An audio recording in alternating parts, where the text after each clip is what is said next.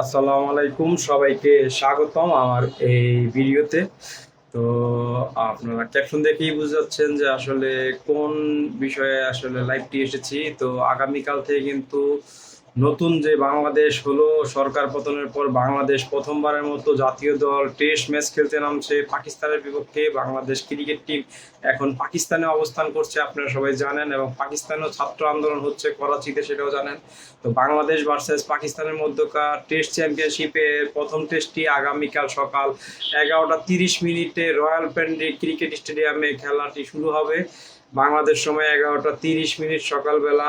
এবং খেলাটা আসলে কোন চ্যানেলে টেলিকাস্ট করা হবে সেটার আসলে নির্দিষ্ট ওয়েবসাইটে আমি এখনো খুঁজে পাইনি, কারণ ইন্ডিয়াতে খেলাটাই আনফর্চুনেটলি দেখানো হবে না। ইন্ডিয়া কারণে সেটা হতে পারে পাকিস্তানের স্লো নেটের কারণে হতে পারে, বা কেউ হয়তো বা সেভাবে শর্ত নেয়নি। তো আগামীকাল সকালে আসলে দেখা যাবে কোন চ্যানেলে দেখায় খেলাটি। তো বাংলাদেশ টিমের যে সম্ভাব্য স্কোয়াড সেটা হচ্ছে সম্ভাব্য স্কোয়াড না, সরি, 15 জনের স্কোয়াড যেটা, সেটা হচ্ছে নাজমুল হোসেন শান্ত দলীয় অধিনায়ক, Liton Kumar Das wicket keeper batsman, Mahmudul Hasan Joy, Mominul Haque, Mushfiqur Rahim, Shadman Islam, Zakir Hasan wicket keeper, এবং ওপেনিং ব্যাটসম্যান মেহেদী হাসান মিরাজ, সাকিব আল হাসান, এই দুজন হচ্ছে অলরাউন্ডার। হাসান মাহমুদ আছেন pace bowler, Khaled Ahmed pace bowler, Nahid Rana pace bowler, Naim Hasan spin bowler, Shoriful Islam pace bowler, Taijul Islam spin bowler, এবং তাসকিন আহমেদ হচ্ছে pace bowler.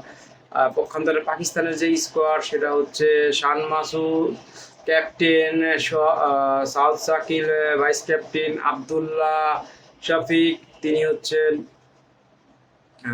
Top order batsman, Babar Azam batsman, wicket Mohammad Rizwan wicket keeper batsman, Mohammad Huraira, Saim Ayub, Sarfaraz Ahmed, Aamir Jamal, Agha Salman, Kamran Ghulam, Abrar Ahmed, Khurram Shahzad, Mir Hamza, Mohammad Ali, Naseem Shah, Shaheen Shah Afridi. এই হচ্ছে পাকিস্তানের 15 জনের স্কোয়াড। এবং পাকিস্তান কিন্তু গতকালকেই তাদের যে স্কোয়াড সেটা কিন্তু ঘোষণা করে দিয়েছে, আপনারা জানেন হয়তোবা। তাদের যে সম্ভাব্য যে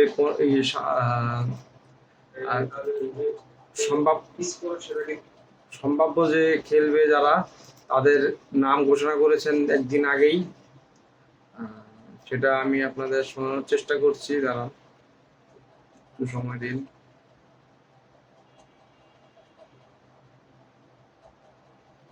হ্যাঁ, Abdullah Shafique, Saim Ayub, Shan Masood captain, Babar Azam, Saud Shakeel vice captain, Mohammad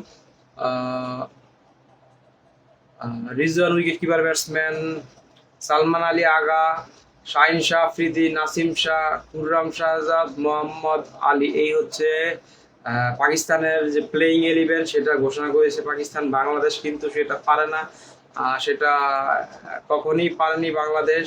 এর আগেও আমরা দেখেছি বাংলাদেশ খেলার আগে কখনই স্কোয়াড ওইভাবে ঘোষণা করতে পারে না। তার একটা লুকোচুরি একটা ব্যাপার থাকে, তারা পিচ দেখে শেষ মুহূর্তে ঘোষণা করে, যদিও তারা খেলাতে অত ভালো খেলতে পারে না। তো বাংলাদেশ যেহেতু নতুন সরকারের অধীনে নতুন ম্যাচ খেলতে যাচ্ছে, আশা করব কালকে থেকে তারা একটা নতুন ভালো খেলা খেলবে। যদিও সাকিব আল হাসান দলে আছে, সাকিব আল হাসান তার সর্বোচ্চ চেষ্টা করবে দর্শকদের থেকে যে ধরনের পরিমাণ ট্রল হয়েছে এবং তাকে নিয়ে যেসব গুজব তৈরি হয়েছে নাফিজা কামালকে নিয়ে, সেইটা প্রোটেস্ট করার এগেনস্টই তিনি হয়তো বা কালকে ভালো খেলে জবাব দিবেন। তো বাংলাদেশের নতুন করে খেলা শুরু করা উচিত। আগে কি খেলেছে সেটা ভুলে গিয়ে নতুন করে সেই উদ্যমে উজ্জীবিত অবস্থায় তরুণদের শক্তি থেকে শক্তি ধার নিয়ে দরকার হলে তারা উজ্জীবিত পারফরমেন্স করে পাকিস্তানের সাথে, এবং তাদের মনোমানসিকতা চেঞ্জ করতে হবে। যেহেতু তারা এতদিন বলেছে তাদের নিয়ে অনেক পরিমাণ পলিটিক্যাল ইস্যু তৈরি হয়েছে, তাদের খেলার ভিতরে অন্তকলহ ছিল। তো সেই কলহ ভুলে গিয়ে কালকে বাংলাদেশ নতুন করে তাদের অধ্যায় শুরু করবে, এবং আশা করব কালকে থেকেই টেস্টের সেশন বাই সেশন খেলে বাংলাদেশ ভালো একটি টেস্ট বাংলাদেশের দর্শকদের উপহার দিবে। এবং বাংলাদেশের কিন্তু টেস্ট চ্যাম্পিয়নশিপের একটি ম্যাচ এবং বাংলাদেশ এখন পর্যন্ত কিন্তু পাকিস্তানের সাথে কোনো টেস্ট ম্যাচ জয়লাভ করতে পারেনি। তো এই সিরিজ থেকে তারা পাকিস্তানের সাথে একটি জয় যদি বের করে আনতে পারে সেটাই আমি সাকসেস হিসেবে ধরবো। আর যদি ড্র করতে পারে সেটাও বাংলাদেশের জন্য অনেক বেটার পারফরমেন্স। আসলে কি করবে সেটা কালকে দেখা যাবে, তবে আশা করবো আগামীকাল ভালো ক্রিকেট খেলবে। যদিও বাংলাদেশ টি-20 ওয়ার্ল্ড কাপে সুযোগ থাকা সত্ত্বেও সেমিফাইনালে উঠতে পারেনি, তো পাকিস্তান অতটা ভালো খেলেনি টি-20 বিশ্বকাপে। তো দেখা যাক আগামীকাল আসলে কে টপার হ্যান্ডে থাকে। এবং টেস্ট ক্রিকেট ধৈর্যের খেলা, ধৈর্য ধরে খেলতে হবে। প্রত্যেক দিন 90 ওভারে খেলা এবং 3টি করে সেশন বাই সেশন খেললে যদি বাংলাদেশ ভালো ক্রিকেট খেলতে পারে, আশা করব যে আগের থেকে অনেক বেটার ক্রিকেট খেলবে এবং বেটার রেজাল্ট বাংলাদেশের জন্য নিয়ে আসবে তারা। এবং যেহেতু আমরা দেখেছি অনেক আন্দোলন হয়েছে এবং বিসিবি সভাপতি কিন্তু পদত্যাগ করেছে, বা জালাল ইউনূসও কিন্তু তার পদত্যাগ করেছে, নতুন বিসিবি সভাপতি নিয়োগ দেওয়া হবে। তো আশা করব যে সিন্ডিকেটটা ছিল ক্রিকেটের বা বিসিবির, সেই সিন্ডিকেট ভেঙে চুরে একাকার হয়ে যাবে এবং বাংলাদেশ ক্রিকেটের উত্তর উন্নতি হবে। এবং বাংলাদেশ ক্রিকেটটা যখন 2011 থেকে 15-র মধ্যে দিনকে দিন ডেভেলপ করছে, তো সেরকম ডেভেলপ ক্রিকেট ম্যাচ বা ক্রিকেট খেলা আমরা দেখতে পারবো আশা করছি। তো দেখা যাক কি হয়। তো সবাইকে ধন্যবাদ এবং আগামীকাল খেলা দেখার আমন্ত্রণ জানাচ্ছি। টি স্পোর্টসে খেলা দেখালেও দেখাতে পারে, আমি একদম কনফার্ম না।